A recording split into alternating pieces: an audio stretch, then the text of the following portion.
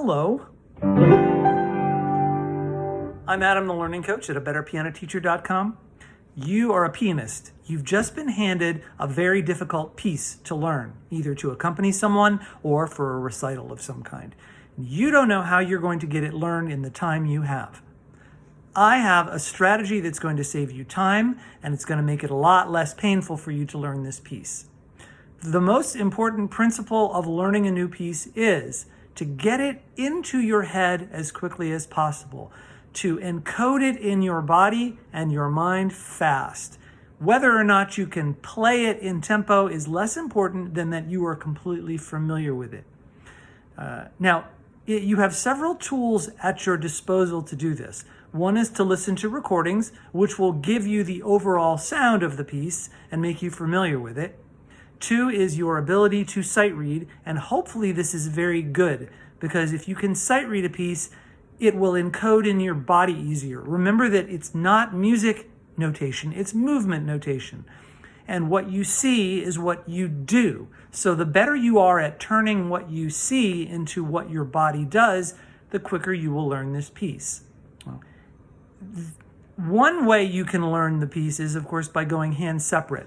And that's something I'm going to skip for now, just because I'm going to assume you've either done that or you don't need to do that.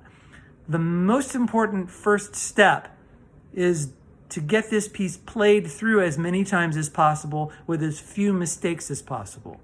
Again, we're trying to encode the music into our body so that we know what to do when.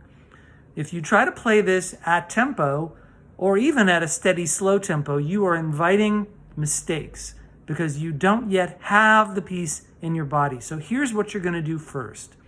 You are going to do something called start-stop. You are going to play through this piece as many times as you can, preferably at least 3 times within a practice session. You're going to slow down every time you get to a hard part, and even stop if you have to, and not advance until you know exactly what your hands should do, and then move forward. So I've got a passage here, and I'm going to do this very thing. I'm going to play it start-stop.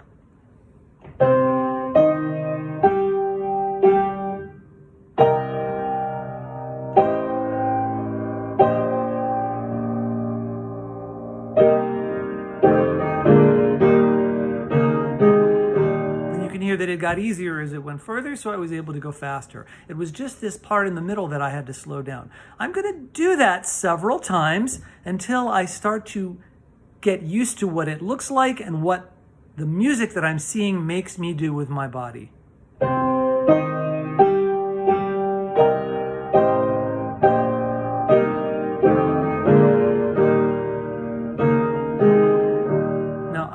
Faster, and I risked mistakes. So I'm going to slow it back down just to be sure that that third time, if you can get 3 times in a row, it's really good for your brain. So I'm going to make sure that third time is spot on.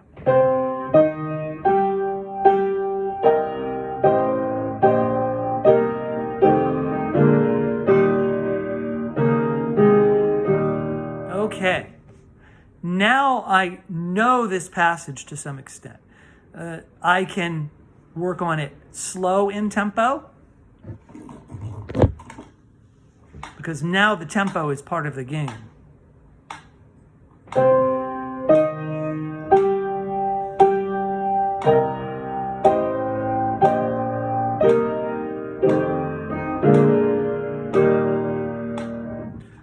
Or I can count while I play it.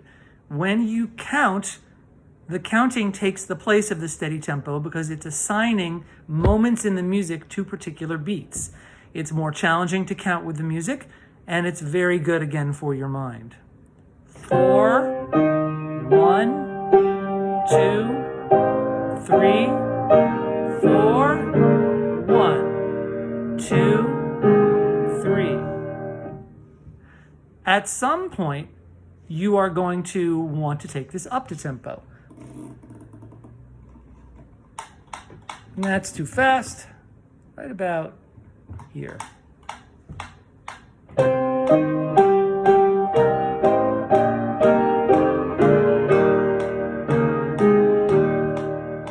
Now, what what I've just done with this one passage is something you can do with the whole piece. In fact, I'd recommend it. Why? Why shouldn't you just work on spots first? Because you don't know where those spots are, and this is the best way to find them. While you are working through the entire piece, slowing down and speeding up, you are taking note of where you are slowing down and speeding up.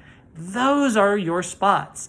But by the time you get to those spots, you will have already played them, so spot work will be easier.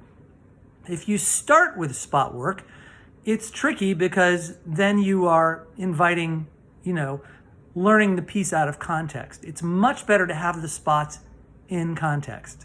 Now, when you have to do spot work, you can do the spot work exactly like I did this first passage. Start, stop, slow in tempo, in regular tempo, adding counting as need be. And we'll do another video on counting at a later time. I hope this helps you. If you need more suggestions, please leave me a comment below.